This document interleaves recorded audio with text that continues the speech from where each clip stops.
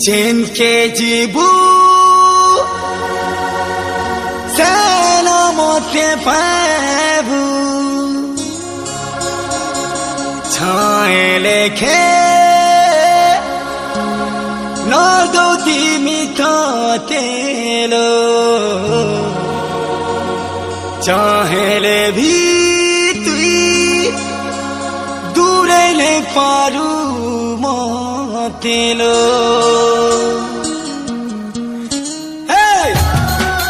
मोर कथाटा पागल लिखे इटा तोते खराब भी लगी पारे लेकिन अंतर भीतर मुई तोते भल पाउछे इटा सत है तो लगी बोली मोर सब अठनिया ही गलानी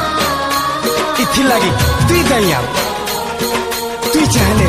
मुई सुधरी जीव हाँ मुई सुधरी जीव।